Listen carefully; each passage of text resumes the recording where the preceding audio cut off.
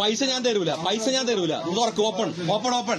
പ്രിയമുള്ളവരെ, നമ്മുടെ സ്വന്തം കരിപ്പൂർ എയർപോർട്ടിൽ നടക്കുന്ന ഈ ഒരു തട്ടിപ്പ്, അതിഭീകരമായിട്ടുള്ള തീവെട്ടിക്കൊള്ള എന്ന് പറയാവുന്ന ഈ തട്ടിപ്പ്, ഇത് കാലങ്ങളായിട്ട് അവർ ചെയ്തുകൊണ്ടിരിക്കുന്നതാണ്. നമുക്ക് പ്രതികരണശേഷി ഇല്ലാത്തത് കൊണ്ട് നമ്മളെ ഇങ്ങനെ പറ്റിച്ച് പിഴിഞ്ഞുകൊണ്ടിരിക്കുകയാണ്.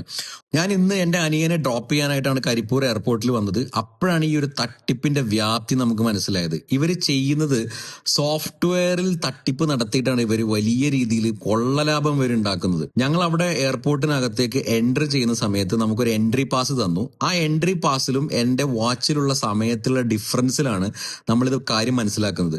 അവർ നമുക്ക് എൻട്രി പാസ് തരുമ്പോൾ നമുക്ക് ബാക്കിൽ ഒരു വലിയ ക്യൂ ഉള്ളത് കൊണ്ട് നമ്മൾ അതിൽ ടൈം നോക്കാനൊന്നും മെനക്കെടാറില്ല. നമ്മൾ നേരിട്ട് വിട്ടു പോകാറാണ് പതിവ്.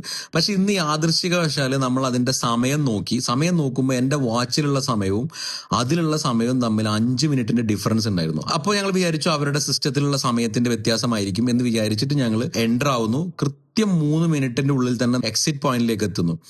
അപ്പോഴാണ് നമുക്ക് യഥാർത്ഥത്തിൽ ഇത് തട്ടിപ്പാണെന്നുള്ളത് മനസ്സിലായത്. അവരുടെ രണ്ടാമത്തെ സിസ്റ്റത്തിൽ കൃത്യസമയമാണ്. ഞാൻ അവിടുത്തെ ആളുമായിട്ട് കുറച്ചധികം നേരം വാക്കുതർക്കങ്ങൾ ഉണ്ടായി. അവിടെ ഗേറ്റിൽ അവർക്ക് തുറക്കാൻ പറ്റില്ല എന്ന് പറഞ്ഞു. പൈസ 40 രൂപ അടച്ചാൽ മാത്രമേ അവർ ഗേറ്റ് തുറക്കാൻ പറ്റൂ എന്ന് പറഞ്ഞു.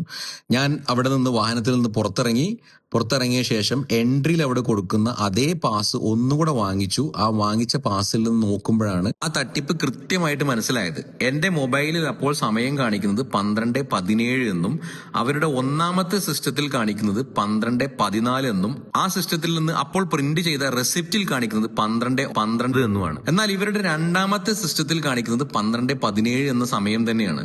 അപ്പൊ ഇത് തമ്മിൽ 5 മിനിറ്റിന്റെ ഡിഫറൻസ് അവിടെ തന്നെ ഉണ്ട്.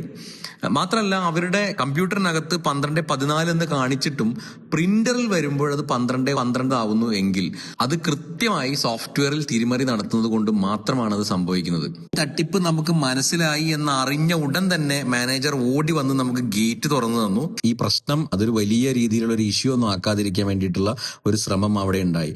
അപ്പൊ ഇത് അവിടുത്തെ ഉദ്യോഗസ്ഥരും മാനേജറും ഒക്കെ അറിഞ്ഞിട്ടുള്ള ഒരു കളിയാണെന്നുള്ളത് നമുക്ക് കൃത്യമായിട്ട് മനസ്സിലായി. നിങ്ങൾ ആലോചിക്കുക, ഒരു ദിവസം കരിപ്പൂർ എയർപോർട്ടിൽ വന്നു പോകുന്നത് 9,000-ഓളം വരുന്ന പാസഞ്ചേഴ്സ് ആണ്. അപ്പൊ ലക്ഷക്കണക്കിന് രൂപയാണ് ഓരോ ദിവസവും പിരിക്കുന്നത്. കോടിക്കണക്കിന് രൂപയാണ് ഓരോ മാസവും അവരിങ്ങനെ കള്ളക്കണക്കുണ്ടാക്കി പാവങ്ങളായ ജനങ്ങളിൽ നിന്ന് പിരിച്ചെടുക്കുന്നത്.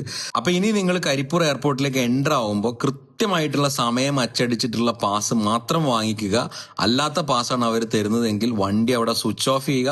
പാസ് കിട്ടിയ ശേഷം മാത്രം എൻ്റർ ആവുകയുള്ളൂ എന്ന് നിങ്ങൾ പ്രതികരിക്കാത്തിടത്തോളം കാലം നമ്മളെ അവർ പിഴിഞ്ഞുകൊണ്ടേയിരിക്കും.